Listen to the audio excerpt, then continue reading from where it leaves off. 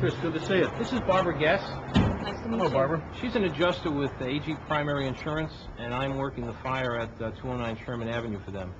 We just left the fire scene. I took some samples, and I also took a section of flooring out of the living room. I wanted to stop by and let you guys know, in case you went back over there for any reason, who has the floor. Did you cover it? I did. I put a door over it and nailed it down. That's great. I also took a sample of rug from the hallway, and we're going to submit that to our lab for analysis. Hey, Ed, the First In Company's at 209 Sherman. When are they back on duty? Engine Company 9, Division 4. It's tomorrow night after 6. We're continuing our investigation, and there's a possibility that we're going to need a copy of your file. If we find that we have to submit a immunity letter, to whom do we send it? You can just send it to me. Here's my card. Thank you. Ed, I'm going to go upstairs and see if I can get copies of the run report. While I'm up there, would you mind if I use your telephone? I told Barbara's supervisor to call when we left 209 Sherman. Sure, that's no problem. Thank you. I'll be upstairs, Barbara. Okay, thanks. Inspector, we were at the scene of the fire today, and we did a quick canvass of the neighborhood. There's a woman across the street from 209 Sherman, a Mrs. Witherspoon. I don't know if you've had a chance to talk to her, but she's very cooperative. She says she saw two boys hanging around the back of the building, and she thinks they had something to do with the fire. Okay, great, thanks. What's next? 209 Sherman Avenue. Barbara, what do we have on it? Well, our insured's name is a Mr. Larry Puckett, and he lives at 1153 Nealon Street. The building that burned is a house he operates under the name of Pine Street Realty. The policy was originally issued 2 years ago at $120,000 in limits, but was very recently increased to $160,000. I thought this was suspicious, so I contacted Ed Berman, the agent.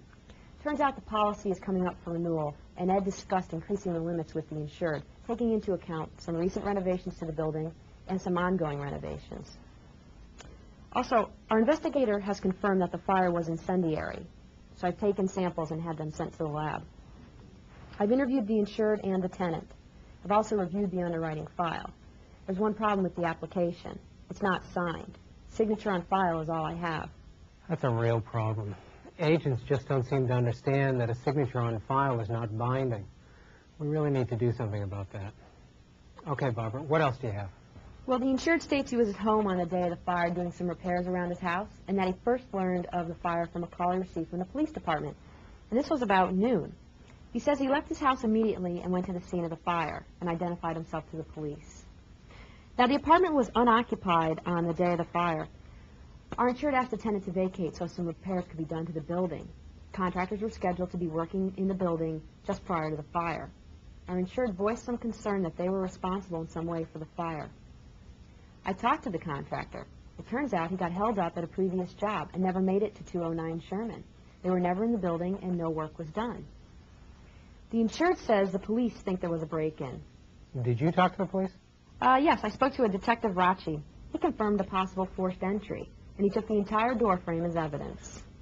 So it left very little for our investigator to look at. I talked to the tenant after she had a chance to go back into the home. She couldn't identify anything as being missing. She said she had a TV, a stereo, and some computer equipment. Our investigator found all these amongst the debris. He even found a jewelry box. With the jewelry still in it? Yes. The tenant confirms Mr. Puckett asked her to vacate the apartment so some repairs could be done. She was staying with her parents on the day of the fire. I interviewed them as well. They said all the furniture was secondhand, nothing of value. The thing they were most concerned about was her schoolwork. She's a senior and due to graduate this year, and this could really hurt her. Any previous losses? His application says none in the past 5 years. I'm waiting for the pillar report to come back to confirm that. I touched base with the fire officials. This case is still under investigation, but we may be getting an immunity letter from them. What do you want to do next? Where do we want to go with this? The tenant, this college girl. Tina Booker. Yeah, Tina Booker. She seem okay to you? Yes, like I said, I interviewed her and her parents. Nothing seems unusual or suspicious. I take it she's not married. No. Does she have a boyfriend that's angry with her, or any recent arguments with anybody else, or an incident that may have caused somebody to want to get even with her? I'll check it out.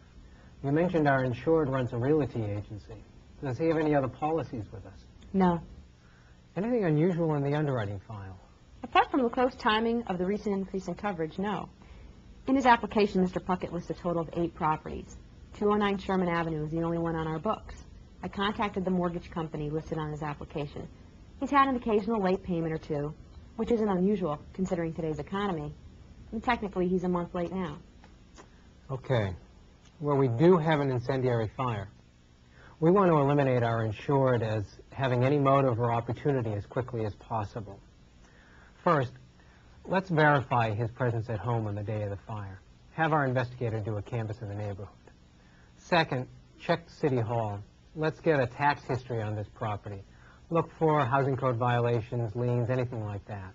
And while you're at it, check the other properties as well, see what comes up on them. And third, get hold of our insurance financial records. Let's verify those loss on rents, okay? Okay. Great. Sample number 3. This is the carpet. We did some GC mass spec analysis. Show the presence of gasoline.